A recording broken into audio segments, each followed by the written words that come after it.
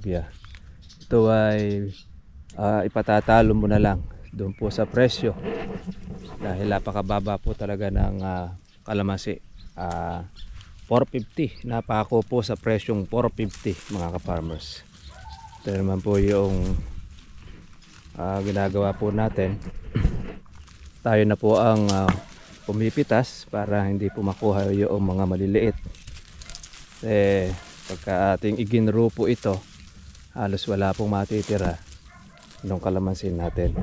Kaya po mga ka-farmers, papayo natin sa ating mga katribya, kung marami po bunga ang ninyong kalamansi at meron pong buyer at kinuha ng netong 300, sa kanya po ang gastos lahat, bigay na po natin yon dahil hindi na po tayo talo. Kasi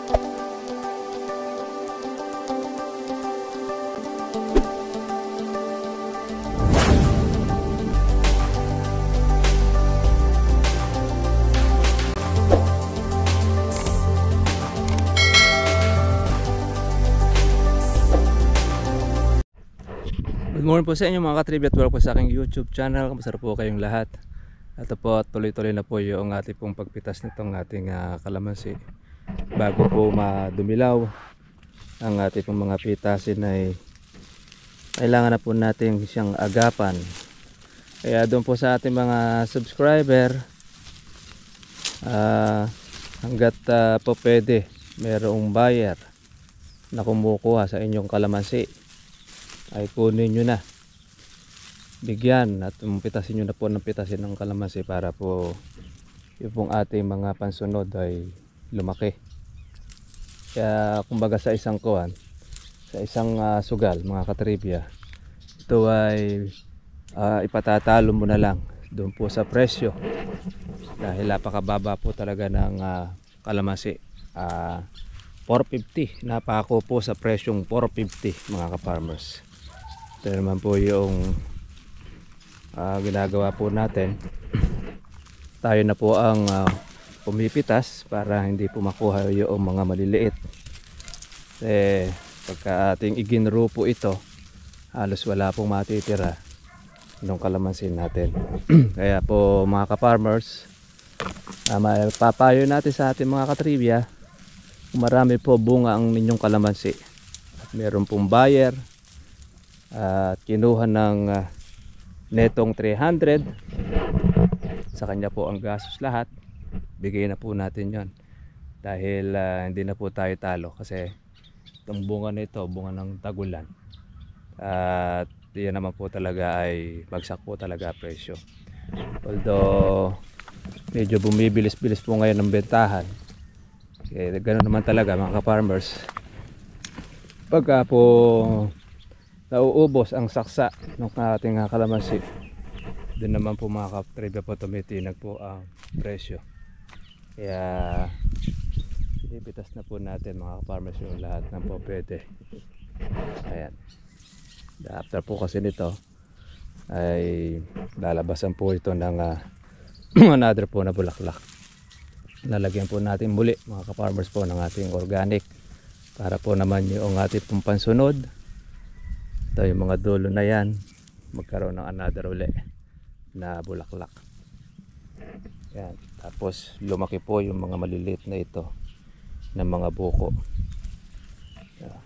Maganda naman po mga ka-farmers po yung mga bilog ng ating mga buko, at hindi naman po siya nasisira. Kumbaga sa kuwan mga ka-farmers ay kahit hindi mo in-spray ay mga buo ang kalamansi kung mo naaalagaan po siya ng pag-uulan. Kaya nakamenos na tayo ng ating gamot. Alam nyo mga ka-farmers, napakamahal po ng gamot natin ngayon. Talagang pati mga magsasaka ay umaaray sa presyo ng gamot. Tapos mababa ang kalamansi, mababa ang palay. Kaya mga farmers natin talagang nag-iiyakan sila. Wala naman pong tayo magawa dahil na nga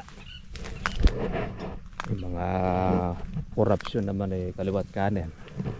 Kaya yung dapat sana sa pondo sa agrikultura ay hindi na po masyado pong mapansin po ngayon dahil naka-focus po ngayon ng gobyerno sa pag-iimbestiga diyan po sa mga scam na yan, yung mga ghost project.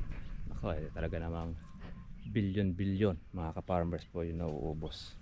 So ganun po, hayaan na po natin sila, pero tayo pukusan po natin itong ating pong pangkabuhayan, ang ating pong kalamansi, para at least kunin natin ng mga pwede pong pitasin.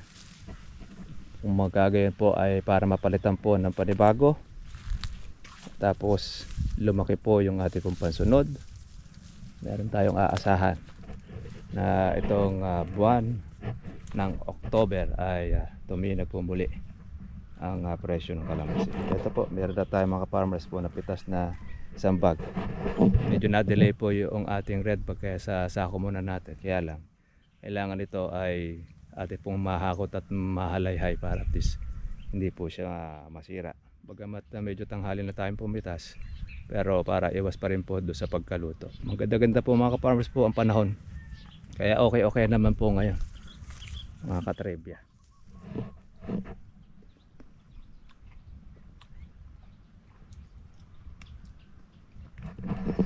Asim.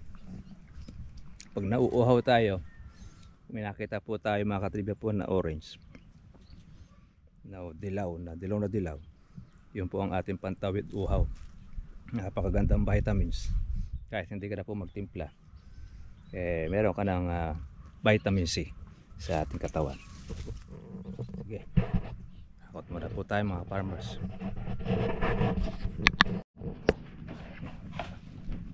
Mga katribya po, yung mga tusok, kung hindi pa to organic, lalong walang matitira rito at uubusin na ito ng mga putakte. Kaya kailangan ng kunin na yung lahat ng mga malalaki.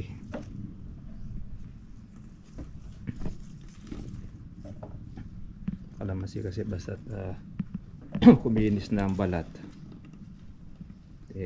talagang tutusukin na ng mga putakte yan. Yan yung nagiging reject. Ang presyo lang ng reject ay 100, 150, 200. Karaniwan 100 dahil tubo no ahente yung 50 sa may-ari. 150 naman. Kaya upang pitas naman Sa noong palengke 200, 300. ay mahal ang kuha sa palengke dahil dyan tingin na dyan. Pero yung makuha na sa puno ay napakamura. 150. Kaya halos sa hingin na lang.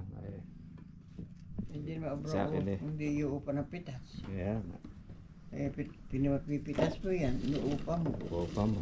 Kaya Kaya upang ala mo natitira sa may-ari. kaya ngayon wala kang kita ngayon sa kalamansi dahil balik lang sa kawan. Yung matanggal lang ang ating bunga, ang ating target dyan. Para mapalitan. Mga diloko, ako nila nagtitindi. Para maganda-ganda ang presyo. lang ako ng pera. Kaya mas Asa kalamansi lahat ang pera. saka, Kataba, laso. maganda makita mga ahente. Siyempre nasa kuwal lang sila Talagang ngayon ang mga ahente ang bayar na nasa ibabaw. Dahil walang magagawa ngayon ng mga may-ari ng kalamansi kundi ipapitas ang kanilang bunga dahil magdidilawan. Lalong walang magiging presyo pagka dumilaw na yung mga berde. Kaya obligado natin itong pitasin. Ngayon mga akupado naman po ang mga mamimitas. Hindi sila maganda o gaga kung alin ang kanilang pipitasan. Butit nakasingit tayo kahapon. Kaya isahantayin natin yung schedule na sa atin. Pitasin natin ang pitasin para maagapan natin yung magiging reject. Yan, kagaya nito, yung mga tusok na ito. May halos walang matitira kapag yan po ay magiging tusok na lahat. Although talagang bunga talaga ito ng tagulan. Bagsakan ng presyo. Buti nga ay 450 pa kalamansi, 500, 450 yan. Kung tutuusin ay talagang baka ngayon siguro baka 500 pa sa puno. 300 pa. 500 sa puno. Palengke naman 40-30 benta. Kaya masyadong malayo ang agwat. Kaya lang, siyempre dahil maraming humihipo, lahat ng humihipo ay may bayad. Sakadora, mayroong ahente. Tatakang metro. Kaya ang dagan lahat sa may-ari. Nandun lahat ng bigat. Sa may-ari ang gastos. Sa may-ari ang hirap, ang pagod. Patinaka. Tinakaw yan. Lalo mas matindi yun. Dahil walang kapagod-pagod eh. Titirahin ng mga kawatan. Kaya yan po mga ka-farmers. Ngayon ay talagang halos wala ka pang kikitain sa kalamansi kundi instant lang. Dahil nung mas maganda pa kita ngayon ng mga tagapitas. Yung ngayon Disyembre. Ito baka sakali itong October na yan. Matapos-tapos ang October eh. Makakatikim na yung may-ari. Baka sakaling tuminag-tinag. Ngayon kasi tinag ni ayaw lang magtinag ng mga kuwan. Mga buyer at ahente. Ito kasi saklaw kami rito. Pero mataas na. Okay, hawak na ng mga ahente at mga buyer. May kanya-kanya kasi silang mga hawak na ahente. Sila ang nagpipresyo sa puno. Yung iba naman nagbabatay dyan sa pinakabagsakan sa sangitan. Pag naman tumaas ang sangitan, size na sa sangitan. hindi naman sila makaporma. Hindi sila Size na ayaw magtaas. pong magtaas. Sa mababa sangitan, matunog na matunog. Kaya nga pagka dinadahilan kay tatay yung sangitan eh, nabubisit eh. Dadahilan kay sangitan eh. Alam naman nilang klase ng kalamansi sa sangitan. Hindi naman sa talagang kuwan. Basura. Mayroon sa gitna ay may tinatawag na bomba. Pero ito sa amin eh. Hindi naman lahat. Pero karaniwan eh mayroong gano'n. Yeah, yung mga farmers po yung ating recheck. Ito naman po yung ating verde. Ngayon, baka meron na itong isa.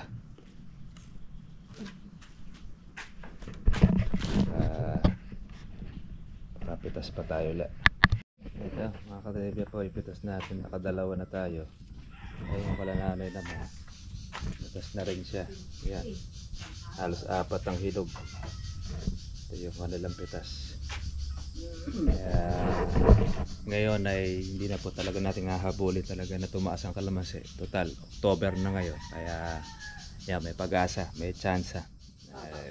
Baka sakali nitong mga kalahatian ng buwan ng October, pag wala nang makuha ang mga buyer, actually mga kalamansi dito sa amin halos mga simot na ang mga bunga. Kaya magpapanibagong pabulaklak na lang po ang marami. Kaya yun, yung mga natitira po natin, yun, may pag-asa yun. Saka lalo na po yung mga pang November. Dahil hindi naman lahat ay nakapag-alaga. Una ay mahalang abono. Saka walang kuwan, mga kaparibya, walang pang-alaga ang ating mga ka-farmers. Kaya sige mga ka-farmers, at kita na lang po tayo po bukas. God bless sa inyo lahat. Bye bye. God bless po sa inyo lahat. Shout out natin nanay. Vlog mo yun, nakakalimutan mo ikaw. Meron yan. Si nanay. Masaya na naman, makapitas eh. Kahit paano makakaraos yun sa ating pang araw-araw, pang gastos. Alin? Ito.